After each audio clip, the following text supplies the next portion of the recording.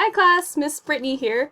I have my lovely niece Lanaya here, and today we are going to read A Piece of Home. Yes. It's about a boy who's from another country, and he finds life kind of difficult to adjust to once he gets back to the States. And so this week we've been talking about students from different countries who have been, or who are new students. So we're going to integrate that and talk about this young man, June. So, A Piece of Home by Jerry Watts, illustrated by Haewon Yum. Piece of Home. In Korea, my grandmother was wise and wonderful teacher.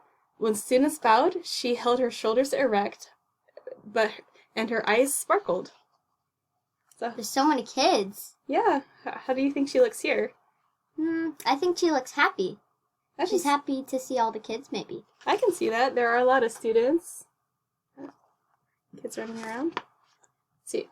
Even at home, my grandmother could find the extraordinary held within the ordinary, like how she coaxed her mugunghwa shrubs to blossom into tanchen flowers, revealing their bright red centers. Flowers look so pretty.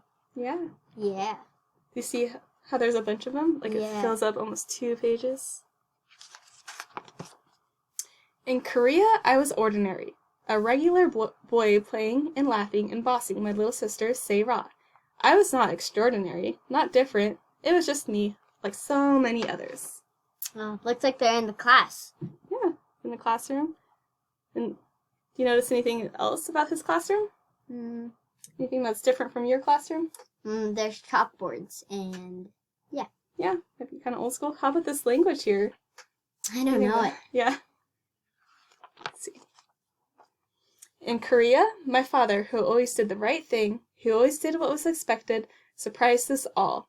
He accepted a position at a law school in West Virginia. Who would expect West Virginia, he laughed, and so did my mother. I did not. Oh, look at all the food on the table. It looks so good. Right? How about his face? How does he look here? He looks kind of disappointed. I would say so. I could see that.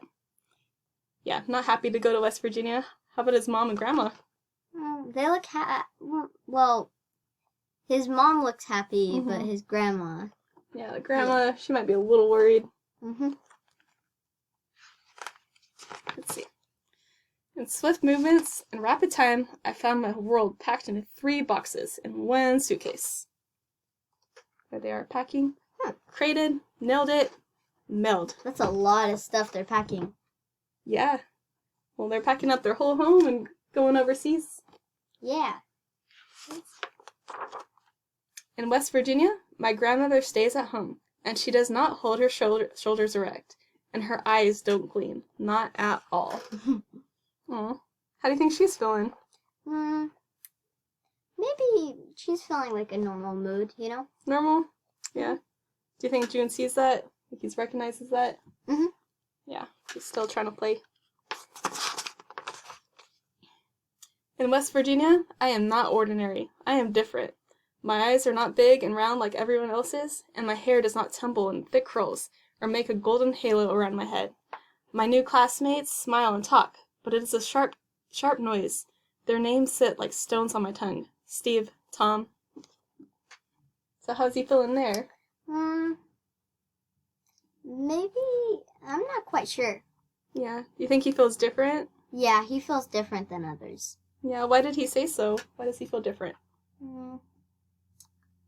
I don't quite know, Miss Brittany. Oh. I think back here it says, his hair does not tumble in thick curls, make golden halos like the other students. And yeah, and the language sounds different. He's never, like the words like Steve and Tom sounds sharp. Yeah, he might feel different than others. A little. Here there are mountains, like in Korea, but the sky seems smaller and darker. I miss the lights of our city. The dark here is so black. At night, I touch my eyes to make sure they are open. Here's in the dark West Virginia. So if it's dark here, how do you think Korea was for him? Probably maybe light. Yeah. Maybe he's used to city lights. My teacher is nice. She tries to help. She speaks slowly, as if I'm stupid, lips snapping over sounds my mouth will not make. Teacher says, "Can you say book? B-O-O-K."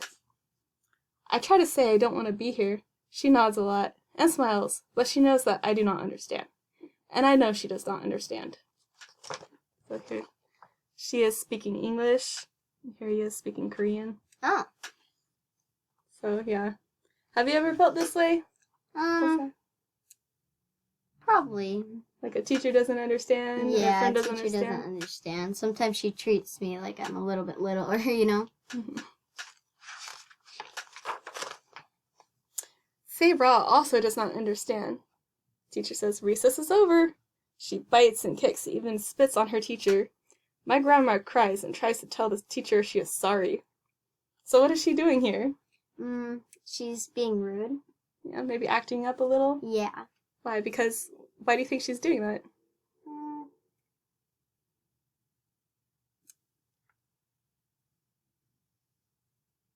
I don't know. Yeah. Maybe because she doesn't know how to communicate to the teacher, so this is the way Yeah. she's acting out. What do you do when you're upset? I'd probably hide it if I were me. Oh. Then my father talks to the school in his flawless English. It is decided that my grandmother will go to the school with my sister to give her a bit of ordinary. Dad says she is having a hard time adjusting. But I have no help. I wish I were little enough or brave enough to bite and kick and spit. He's too old for that.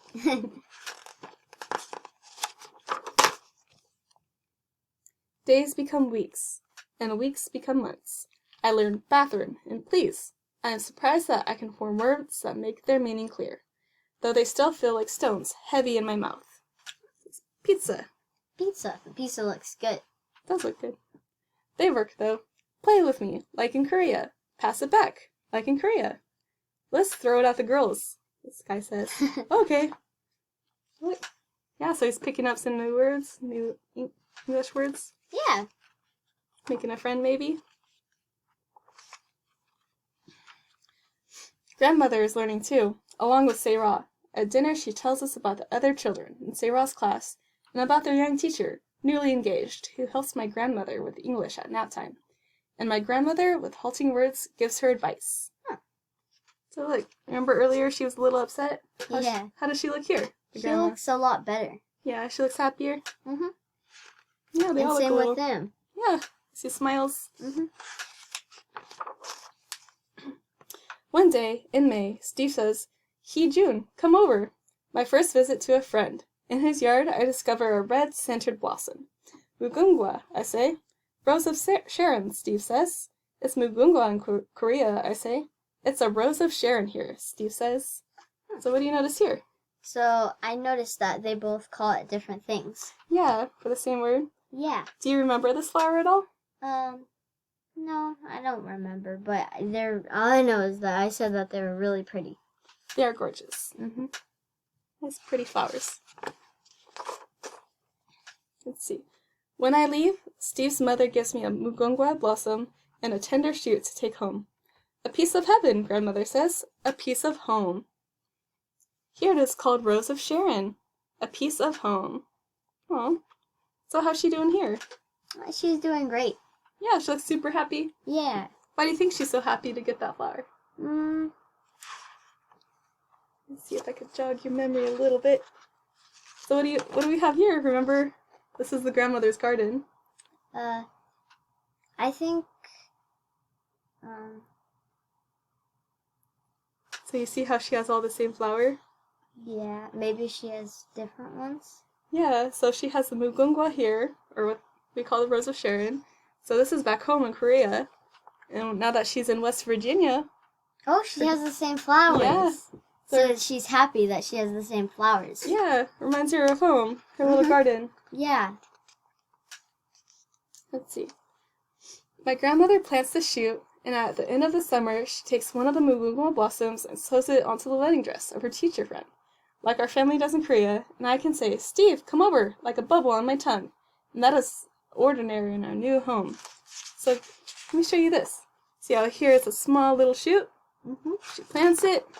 And that grows a lot more. So yeah, maybe some time has passed. And look, how's the family doing here? It's doing great. The whole family is doing great. They're more confident. Mm-hmm.